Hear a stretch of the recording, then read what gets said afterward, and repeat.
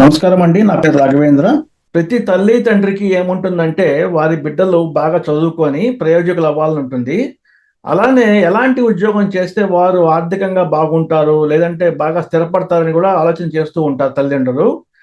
మీరు గమనిస్తే గనక కోవిడ్ తర్వాత నుంచి చాలామంది తల్లిదండ్రులు వారి వారి బిడ్డల్ని డాక్టర్లను చేయాలని చెప్పి బాగా ప్రయత్నం చేస్తున్నారు. జ్యోతిష్యము దానికి ఎంతో సహాయం చేస్తుంది. ఇప్పుడు చూడండి, ఒక వ్యక్తి జాతకం చూపిస్తాను, ఒక పిల్లాడి జాతకము. ఈ వ్యక్తి 11 సంవత్సరాలు. కానీ మనము ఈ వ్యక్తి జాతకం చూసి ఈ అబ్బాయి డాక్టర్ అవ్వగలుగుతాడా లేదా అని చెప్పి ఘంటాపథంగా చెప్పేయచ్చు అనమాట ముందే. అలా చెప్పేయటం వల్ల ఏమవుతుందంటే మన మన మన శక్తి, మన ఫోకస్, మన కాన్సన్ట్రేషను, ఆ పిల్లాడికి ఇచ్చే ట్రైనింగ్ అంతా కూడా చిన్నప్పటి నుంచే మనం ఆ విధంగా కనుక తీర్చిదిద్దితే ఆ వ్యక్తి మంచిగా డాక్టర్ అయ్యి సమాజానికి బాగా సేవ చేసి తను కూడా బాగా స్థిరపడే అవకాశం ఉంటుందన్నమాట. ఇప్పుడు చూడండి, 25 ఏప్రిల్ 2014, 9:35 హైదరాబాద్, ఇండియా. ఇది తీసుకోండి. ఇప్పుడు ఈ లగ్నం ఏంటో చూడండి ఒకసారి. ఫస్ట్ లగ్నం ఏమైంది? ఇక్కడ మిథున లగ్నం అయింది కదా. ఇప్పుడు మనకి డాక్టర్ ఫార్ములా ఏం చెప్పాను అంతకుముందు చెప్పిన వీడియోస్లో ఏం చెప్పానంటే, లగ్నాధిపతి ఎవరో గమనించండి, తర్వాత పంచమాధిపతి ఎవరో గమనించండి, తర్వాత భాగ్యాధిపతి ఎవరో గమనించండి. ఈ ముగ్గురులో ఎవరో ఒకళ్ళకి, లగ్నాధిపతి అంటే ఒకటో భావాధిపతి, ఈ ముగ్గురులో ఎవరో ఒకళ్ళకి అంటే లగ్నాధిపతికి కానీ, పంచమాధిపతికి కానీ, భాగ్యాధిపతికి కానీ ఆరో ఇంటితో మరియు 8వ ఇంటితో లేదా 12వ ఇంటితో కానీ, లేదా 6వ భావాధిపతి, 8వ భావాధిపతి, 12వ భావాధిపతితో కానీ సంబంధం రావాలన్నమాట. అంటే లగ్నాధిపతికి 6, 8, 12తో కానీ, పంచమాధిపతికి 6, 8, 12తో కానీ, భాగ్యాధిపతికి 6, 8, 12తో కానీ సంబంధం రావాలన్నమాట. అలా వస్తే ఏమవుతుందంటే వారికి డాక్టర్ అయ్యే అవకాశం ఖచ్చితంగా ఉంటుందని చెప్పచ్చు. ఇప్పుడు ఇది ఎగ్జాంపుల్ తీసుకోండి. ఇది మిథున లగ్నం అయింది. లగ్నాధిపతి ఎవరు? బుధుడు కదా. లగ్నాధిపతి బుధుడు ఇక్కడ రాసుకుందాం. సో బుధుడికి 6వ అధిపతితో సంబంధం రావాలి ఫస్ట్. ఇక్కడ 6వ ఇల్లు ఎవరు? ఇది 6వ ఇల్లు, అంటే వృశ్చిక రాశి 6వ ఇల్లు అయింది. వృశ్చిక రాశి అధిపతి ఎవరు? కుజుడు కదా. కుజుడు ఇక్కడ ఉన్నాడు, కన్యా రాశిలో ఉన్నాడు. కుజుడికి అష్టమ దృష్టి ఉంది కదా, అంటే ఇక్కడ నుంచి 7వ ఇల్లు, తర్వాత బుధుని చూస్తున్నాడు ఆయన. కాబట్టి షష్టాధిపతి అయిన కుజుడు బుధుని చూడటంతో 6వ ఇంటితో సంబంధం వచ్చింది. ఎవరికి? బుధుడికి. లగ్నాధిపతికి 6తో సంబంధం వచ్చింది. అలానే ఇప్పుడు బుధుడికి లగ్నాధిపతికి అష్టమంతో సంబంధం రావాలి. అష్టమాధిపతి ఎవరు ఇక్కడ? అష్టమం అంటే ఇక్కడ చూడండి లెఫ్ట్ సైడ్ లో. అష్టమం అంటే ఇక్కడ మకర రాశి. మకర రాశి అంటే అధిపతి ఎవరు? శని. శని ఇక్కడ తులారాశిలో కూర్చొని డైరెక్ట్ గా బుధుడిని చూస్తున్నాడు ఆయన. కాబట్టి బుధుడికి సంబంధం వచ్చిందా? వచ్చింది, టిక్ పెట్టుకోండి. ఇది కూడా బాగుంది. తర్వాత లగ్నాధిపతి బుధుడికి వ్యయస్థానంతో సంబంధం వచ్చిందా? వ్యయం అంటే ఏంటి? ఇక్కడ వృషభ రాశి అంటే శుక్రుడితో సంబంధం రావాలి. వృషభ రాశికి అధిపతి శుక్రుడు కదా. మరి డైరెక్ట్ గా చూస్తే మనకి సంబంధం కుదరట్లేదు, ఎందుకంటే బుధుడికి శుక్రుడికి పరస్పర దృష్టి లేదు, లేదా కలిసి లేరు అనమాట. నక్షత్రాల్లో కూడా లేరు. ఇప్పుడు ఏం చేయాలి మనము? గమనించాం చూడండి, ఇక్కడ శుక్రుడు ఎవరింట్లో ఉన్నాడు? శని ఇంట్లో ఉన్నాడు. ఎందుకంటే ఇది కుంభరాశి అయింది. కుంభరాశికి అధిపతి ఎవరు? శని. శని ఎక్కడ ఉన్నాడు?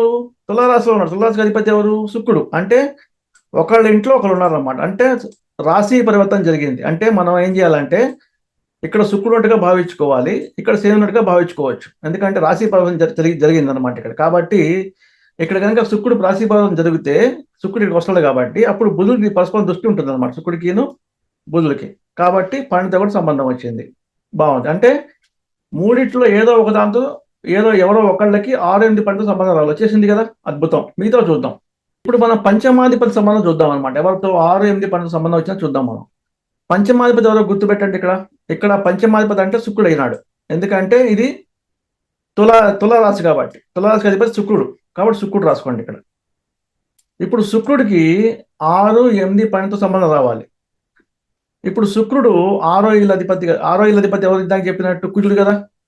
ఇక్కడ కుజుడు ఇక్కడ ఉన్నాడు కన్యా రాశిలో ఉంటే వక్రించాడు. వక్రిష్టం అంటే ఏంటి? వెనకాల ఇంట్లో ప్రభావం ఉంటుంది అనమాట. అంతే కుజుడు మనం ఇక్కడ కూడా ఉన్నట్టుగా భావించుకోవాలి. కాబట్టి కుజుడు ఇక్కడికి వచ్చి డైరెక్ట్ గా శుక్రుడిని చూస్తున్నాడు. కాబట్టి 6వ ఇంటి అధిపతి అయిన కుజుడు ఇక్కడ వక్రించి వెనక్కి వెళ్ళి శుక్రుడిని చూస్తున్నాడు అనమాట. కాబట్టి పంచమాధిపతి అయిన శుక్రుడికి 6తో సంబంధం వచ్చింది. మన అష్టమ సంబంధం వచ్చిందో చూద్దాం. ఇప్పుడు అష్టమతో సంబంధం అంటే ఇందాక మనం చెప్పుకున్నట్టుగా అష్టమ స్థానానికి అధిపతి ఎవరు? మకర రాశికి అధిపతి ఎవరు? శని కదా. శని ఎవరింట్లో ఉన్నాడు? శుక్రుడి ఇంట్లో ఉన్నాడు. శుక్రుడు శని ఇంట్లో ఉన్నాడు. కాబట్టి రాశి పరివర్తన వల్ల శుక్రుడికిను శనికి సంబంధం వచ్చేసింది. అంటే శుక్రుడికి అష్టమంతో కూడా సంబంధం వచ్చినట్టు లెక్క అనమాట. మరి వ్యయం చూద్దాం. మరి 12తో కూడా సంబంధం రావాలి కదా. ఇక్కడ వ్యయం అంటే 12వ ఇల్లు. 12వ ఇంటికి అధిపతి ఎవరు? శుక్రుడే. కాబట్టి డైరెక్ట్గా శుక్రుడే ఇక్కడ సంబంధం వచ్చేసింది. తిక్కు పెట్టుకోండి. కాబట్టి లగ్నాధిపతి బుధుడికి 6, 8, 12 సంబంధం వచ్చింది. పంచమాధిపతి అయిన శుక్రుడికి కూడా 6, 8, 12 కూడా సంబంధం వచ్చింది అనమాట. ఇప్పుడు మనం భాగ్యాధిపతి సంబంధం చూద్దాం. ఇప్పుడు భాగ్యాధిపతి ఎవరు చూడండి. ఇక్కడ కుంభరాశికి అధిపతి ఎవరు? శని కదా. ఈ శని పంచమం అంటే 5వ స్థానంలో కూర్చొని వక్రించాడు. వక్రిష్టం అంటే ఇందాక చెప్పినట్టు వెనకాల ఇంట్లో కూడా ప్రభావం ఉంటుంది శనికి. వెనకాల ఇంట్లోకి శని వెళ్ళినప్పుడు షష్టాధిపతి ఎవరు? 6 అధిపతి ఎవరు? కుజుడు కదా. కుజుడితో కలుస్తున్నాడు, అదొకటి. దాంతోపాటు 3వ దృష్టితో వృశ్చిక రాశిని కూడా చూస్తున్నాడు, 6 కూడా చూస్తున్నాడు అన్నమాట శని. కాబట్టి భాగ్యాధిపతి శనికి 6తో కూడా సంబంధం వచ్చింది. తర్వాత అష్టమంతో సంబంధం వచ్చిందంటే శని స్వయంగా అష్టమాధిపతి కదా మరి. ఎందుకంటే మకర రాశికి అధిపతి ఎవరు? శనే కదా. కాబట్టి స్వయంగా శని అష్టమానికి అధిపతి. కాబట్టి టిక్ పెట్టుకోండి, ఇక్కడ సంబంధం వచ్చింది. మరి 12తో సంబంధం వచ్చిందా అంటే 12 అధిపతి ఎవరు? ఇందాక శుక్రుడు కదా. ఎందుకంటే ఇది వృషభ రాశి కదా. కాబట్టి శుక్రుడు శని ఇంట్లో ఉన్నాడు. శని శుక్రుడి ఇంట్లో ఉండటం వల్ల ఏమైంది? రాశి పరివర్తన వల్ల ఒకరితో సంబంధం వచ్చింది అనమాట. కాబట్టి 9కి కూడా సంబంధం వచ్చింది, శని కూడా సంబంధం వచ్చింది. ఇట్లా చూడండి, వీటిల్లో ఏ ఒక్కళ్ళకి సంబంధం వచ్చినా చాలు మనకి. అంటే లగ్నాధిపతికి 6తోనూ 8తోనూ 12తో సంబంధించినా చాలు, లేదా పంచమాధిపతికి 6తో 8 12 సంబంధించినా చాలు, భాగ్యాధిపతికి 6, 8, 12 సంబంధించిన వచ్చినా చాలు అనమాట. కానీ ఇక్కడ చూడండి అంత అద్భుతంగా ముగ్గురికి, లగ్నాధిపతికి, బుధుడికి, పంచమాధిపతి శుక్రుడికి, భాగ్యాధిపతి శనికి, ముగ్గురికి కూడా 6, 8, 12తో సంబంధం వచ్చింది. మీరు అడగచ్చు 6, 8, 12కి సంబంధం ఎందుకు రావాలండి అని అడగచ్చు. చాలా మంచి ప్రశ్న. 6 అంటే ఏంటి? రోగాలు. మనకి రోగం వస్తే ఎవరి దగ్గరికి వెళ్తాం? డాక్టర్ దగ్గరికి పోతాం కదా. 8 అంటే ఏంటి? యాక్సిడెంట్స్, అంటే ఆకస్మికంగా జరిగే సంఘటనలు అనమాట, అంటే యాక్సిడెంట్స్. తర్వాత 12 అంటే ఏంటి? ట్రీట్ చేసే ప్లేస్ అనమాట, అంటే దాన్ని కాపాడే ప్లేస్. ఏది? హాస్పిటల్స్.